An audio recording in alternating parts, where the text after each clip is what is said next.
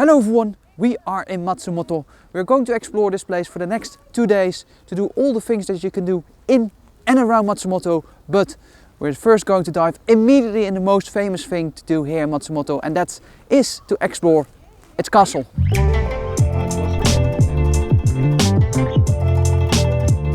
Matsumoto, located in Nagano and with a population of only 250,000, it isn't a big city. But it has one of the biggest attractions in the country, the place we are visiting now. One of Japan's prime historic castles, Matsumoto Castle. It's unfortunate the weather is not that great, but if you want to enter Matsumoto Castle, it will cost you 700 yen in terms of entrance fee. And with that, you enter the oldest surviving castle here in Japan. It dates back 429 years ago. And it's one of the 12 original remaining castles that are still left here in this nation. And man, from the outside, just how that's structured, starting 429 years ago and then ended up in this beautiful building. The architecture is grand. It really is fabulous. Let's have a look inside as well, how that would look like.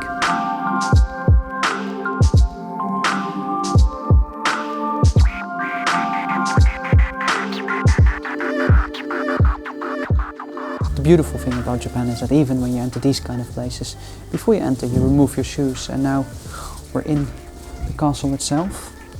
And this first floor, the passage is a bit wider than you would see at the other floors later, apparently, because this is where the armory was stored, where soldiers would get ready, full suit. They would need to be able to run here through those hallways. The higher you get in the castle, the more important people are around the place. So where the first floor was mainly used for storage of food, gunpowder and weapons, the 5th floor was a conference room for the executives of the castle, and the 6th floor, located 22.1 meters above ground, was used as the headquarters of the warlord if the castle was under attack.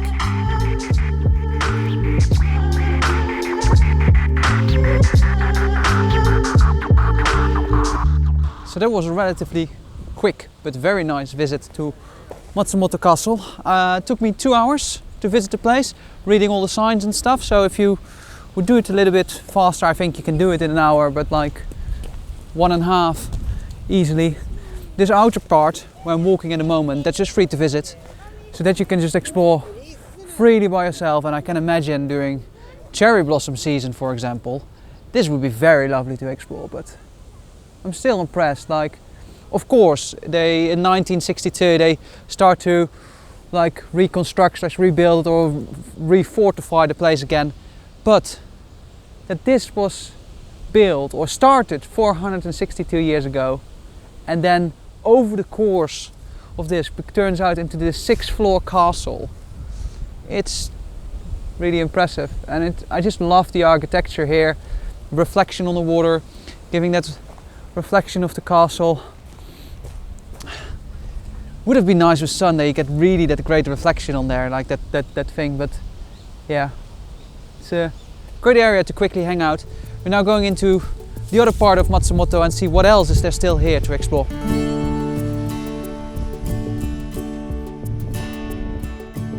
So the question remains, what else is there to do in Matsumoto once you have visited the castle? Well, honestly, there aren't too many things to do in Matsumoto itself, but there is at least one other thing to visit. The other thing that's really nice to visit is Niwata Street, which is kind of an old looking street with a temple as well in there. But again, what I don't really understand is, like, here, there's still quite a lot of shops closed, which it's 12 o'clock in the afternoon. Maybe because it's December time, off season, and this is more for the tourists. But again, if you're here, definitely worth checking out.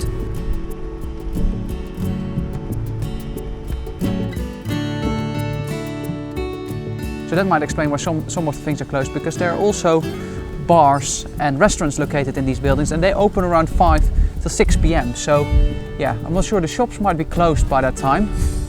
So, but it might be worth, if you're staying in Matsumoto, which I definitely would recommend, to at least stay for a night, then you could check this out in the evening as well. Unfortunately, I don't have the time to check out this street in the evening, but this is what you can mainly do in Matsumoto itself. There are also some beautiful day trips you can do from Matsumoto, and one of them that takes us into the mountains and some picturesque villages is something that we will be exploring in the next video.